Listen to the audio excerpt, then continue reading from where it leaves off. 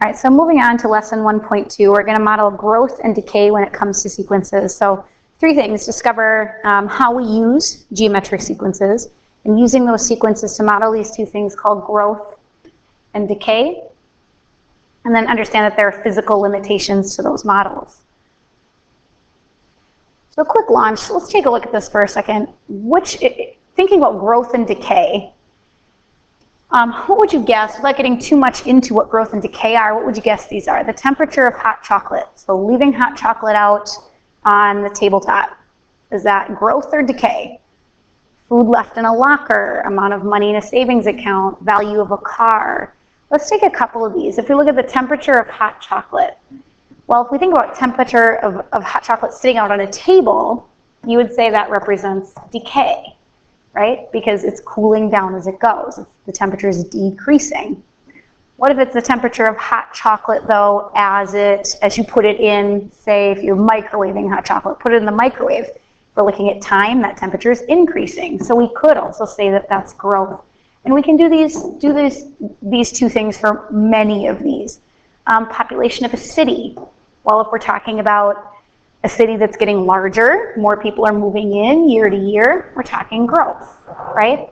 If we're talking a city where maybe a big plant has closed, that population might be decreasing, so we're talking decay. So really it depends on the situation. You got to think about the details of each situation.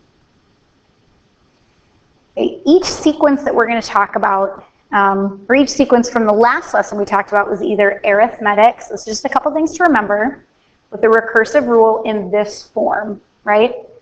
Where we had this common difference, right? You added the same thing, added or subtracted, you could say, the same thing every time, right? That's D, the common difference. Or we had a geometric sequence, right? So we had a geometric sequence in this form, where R is our common ratio. In other words, you're multiplying by the same thing every time. There's our common ratio. Okay. So remember those 2 things. We're going to have to use those. In most cases, we used U sub 1 as the starting term. Remember, we had to define the starting term. We had to define when that rule began, and then we had to give the rule. There were those 3 things. Sometimes, though, if you pay attention in the next couple examples, we're actually going to use U sub 0. Okay? The 0 term represents the starting value before any change occurs. We're going to look at an example of that. You'll understand that a little bit better as we go. So let's take a look at this one. We have an automobile depreciates or loses value as it gets older. Well, if it loses value, you would call that what? Growth or decay. It's losing value, which most cars do. Most, any car that you would buy, if you're talking about like an old car that's been remodeled or fixed up, that car might appreciate, but most depreciate. So we're talking about decay, right? It's losing value as it gets older. Suppose that a particular car loses 1/5 of its value every year. 1/5 of its value every year. So let's write that. I'm going to do that as a decimal. Okay, so it loses 20%, 1/5, or as a decimal, 0.2, or 2/10 of its value each year. Write a recursive formula to find the value of that car when it's 6 years old. Okay, so we want to find the value of that car at 6 years old. If it cost $23,999 when it was new. So right away I'm going to write down, okay, our initial value. This is one of the parts of my recursive rule, right? My initial value, or my U sub, now would I call that U sub 1 or U sub 0? So when I first buy that car, has any time passed? Well, it hasn't. So that's a U sub 0, that's my 0 term. So my starting term this time is a U sub 0, and that's 20,000 for 23,999. So I already have part of my recursive rule here. So I have my starting term. Now think of the 3 things that we needed. So starting term, when does the rule begin? So at year 0, a rule hasn't started yet, right? We haven't done anything to that yet. So the rule hasn't begun. So that must mean the rule begins at the first year. Okay, so n is greater than or equal to 1. Starting term, u sub 0, 23,990, that's supposed to be 999. And the rule starts at year 1. Right, so now my third thing is, now I actually need to write the rule, right? Okay, let's think of this. Is this geometric or is this arithmetic? Am I adding something every time? Am I adding the same value, or am I multiplying by something every time? Well, think back to the vocabulary that we use. We said it loses 2/10 of its value each year. 2/10 of being the operative word. Of means what in math? Of means multiplication. So really I'm talking about a geometric sequence here, right? Which is what we're going to deal with in this lesson. So I'm talking about a geometric sequence. I'm going to use that u sub n. Okay, so this is just going to be our formula for a geometric sequence. So our u sub n equals our previous value, and remember previous value is going to be represented by u sub n minus 1. That's whatever value came before. And here I have a common ratio. So I'm multiplying. Remember, this is a geometric sequence. So u sub n minus 1 times what? If it loses 2/10 of its value, if it loses 20% of its value, how much of its value does it retain? So loses 20% or keeps what percent? So if I start at 100, loses 20%, it means it retains 80% of its value, right? So each additional year, it's actually worth 80% of what it was worth the year before. So one more time, if it loses 20%, it retains 80%. We keep 80% of the value. So we're going to multiply the previous year's value by 80%. 80% of its value. So there's our formula.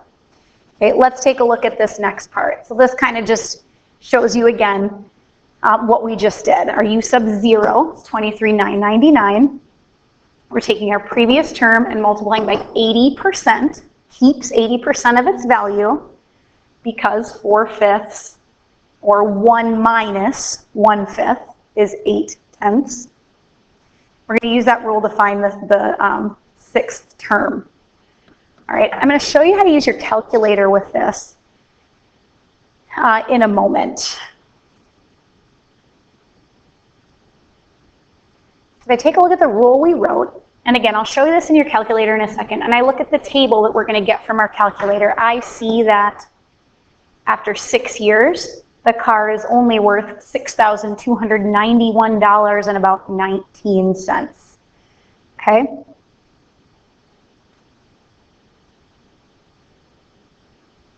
All right.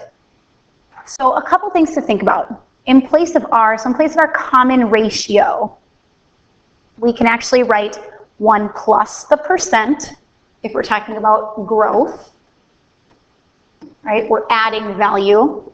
Or we can do 1 minus the percent if we're talking about decay. So in this case, R was the same as 1 minus 20%, and that's where we got that 0.8. So if you prefer to think of your growth and decay in that way, go ahead and do that. You can write your formula, your recursive rule, using 1 minus 0.2 instead of just 0.8. You're going to get the same thing, right? So these are just some examples of decay. Some common examples. You have depreciation of a car. That's decay. And then height of a bouncing ball. If you bounce a ball, the height's going to decrease with each bounce, right? So that's also decay. Keep in mind this, though. The geometric recursive rule only gives us estimates. There is always variation or other factors that affect the measurements, right? So with a bouncing ball, maybe it depends on the environment around it. So these are not hard and fast, the numbers we get from recursive rules. This gives us a good idea of what's going to happen, not taking into consideration variations or other factors. All right, so just some vocab. So go ahead and pause the video And make sure to get down your vocab. Decay is decreasing geometric sequence, growth an increasing geometric sequence. And these are some things we're going to look at just now. Okay, so make sure you get these down. You have interest, which is a charge that you pay a lender for borrowing money, or that a bank pays you for letting it invest your money. So if you put money in a bank, in a particular type of account, the bank invests that, and then they pay you for letting them use your money. Or interest can also be a charge you pay. So if you take out a car loan, you pay interest on top of the loan that you took out. So you end up paying more than what you borrowed, right? Simple interest is just a percentage paid. Whoops, missing a word there. It's a percentage you pay on the loan. Principal is just your initial balance. So if I borrow $20,000 to buy a car, the principal on that loan is $20,000. Last thing, compound interest. And we're going to get back to this. If you leave interest in the account, then during the next time period, oops, sorry about that. Let's get back to that. So if you leave money in that account, the next period you're going to receive interest on the principal and interest on everything that was in your account. So you're going to get interest on the principal that you put in, and as you leave your money in there, you're going to get more interest because the principal is now higher, right? That's compound interest. Okay. So it's like a second example, last example. Gloria deposits $2,000 into a bank account, and it pays 7% annual interest compounded annually. So is this growth or decay? Well, if you're gaining more money, the bank is going to pay her 7% interest. This is going to be growth, right? Gaining money. So let's see what we know. So our initial value, and this is going to be a U sub 0 because no time has passed. She puts $2,000 in the account. Okay, so this means, and then the bank pays her 7% annual interest compounded annually. Seems a little repetitive. So if this is U sub 0, that means the rule doesn't start until the first year, right? So n is greater than or equal to 1. So our starting term, where the rule begins, and then our actual rule.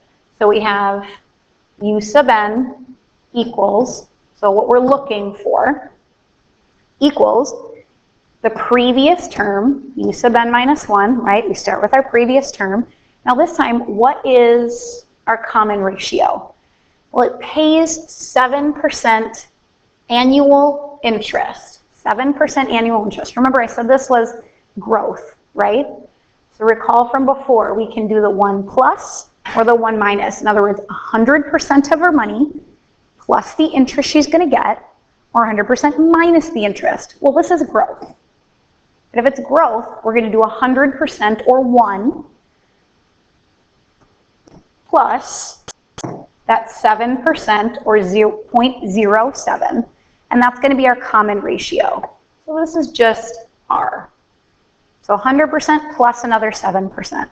So previous balance times 107%. She gets what she had plus an additional 7%. Okay. Now this says this compounded annually, so we're just going to leave it. It's just once a year. We're just going to leave it at 1 plus 0.07. I'm going to show you real quick how to put this into your calculator. Okay, so first of all, you're going to go to mode. If you haven't done this before. Okay, click on mode, look at the red buttons. That's what I would have pressed last. Right? And I'm going to make sure that I'm in sequence mode. So go down to sequence mode. As long as you're in sequence mode, you're good to go. Okay, here, now you're going to press Y equals. So in Y equals is where we're going to put in our information. Okay, I already plugged in n min is 0. In other words, we're starting at U sub 0, right? So our minimum is 0. Our U sub n, here's where we're going to put our rule, our formula, right? So we said it's going to be U sub n minus 1 times 107%. Okay, so pay attention to where our values are here. So notice the U is right here. So we're going to hit alpha and U. Whoops.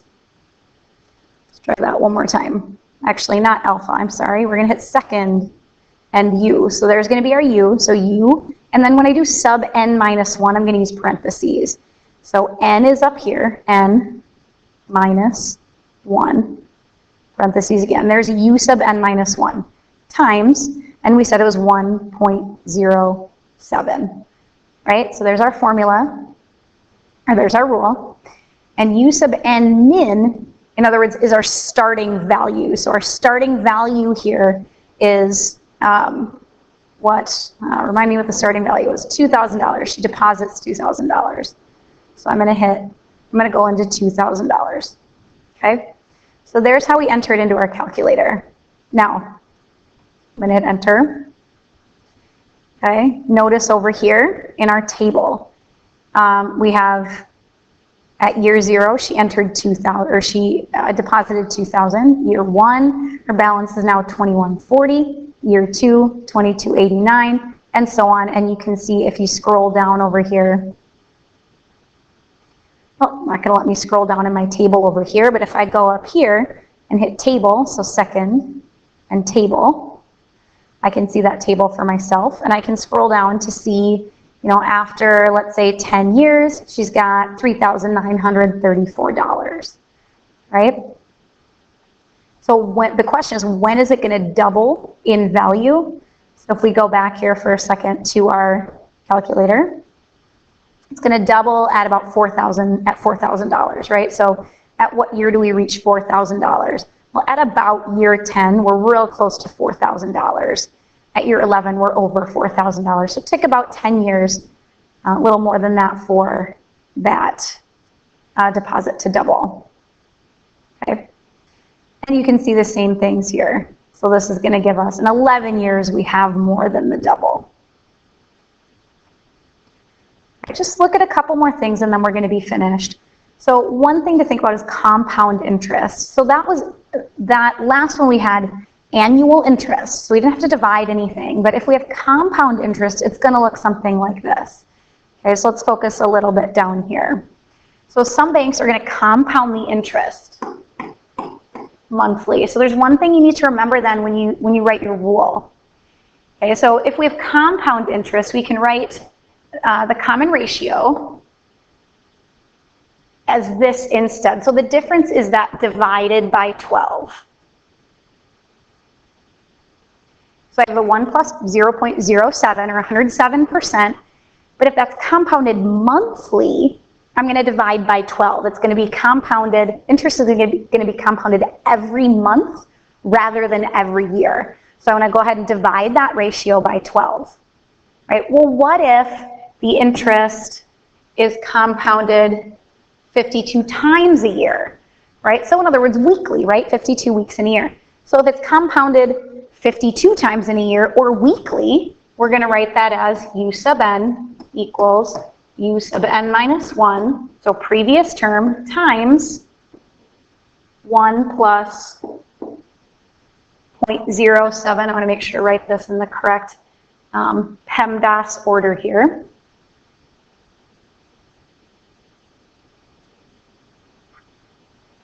So I'm going to write this as, one more time, I have 1 plus that 7%. Remember, this time is compounded weekly, so there are 52 weeks in a year. So it's actually divided by 52 because we're compounding it every single week. So if you look back, I'm going to scroll back up here for a second. So notice if it's compounded more than annually. If it's annually, you don't have to divide, right? Let's get rid of that. Or not. But if it's compounded more than annually, you're going to have to divide that interest by however much it's compounded. All right, so if I look up here, just look at the effect of compound interest for a second. Leaving $2,000 in the bank, the good interest rate for 11 years can double your money. In another 6 years, the $2,000 would have tripled. So notice how interest works. Right? It's not going to take another 11 years for that money for that money to triple. It's actually going to triple only in another 6 years because of the way interest works, because of that common ratio. Okay, so investing your money, good idea. Last thing, you can see that here on this curve, right? That curve tells me that I'm starting at $2,000 and that money is increasing quicker and quicker as I go. That's that curve up. It's increasing faster and faster as I go. So in summary, whoops, this is going to be over a little bit. How do the geometric sequences in examples A and B compare with one another? Well, one is growth, one is decay. You also have to think about compound interest in that example B, and if you're going to divide that interest. And how are we going to describe the differences between recursive formulas for geometric growth and decay? Well, in one of those, in growth, we're going to have 1 plus our common ratio, right? And for decay, we're going to have 1 minus our common ratio, right? So there we go.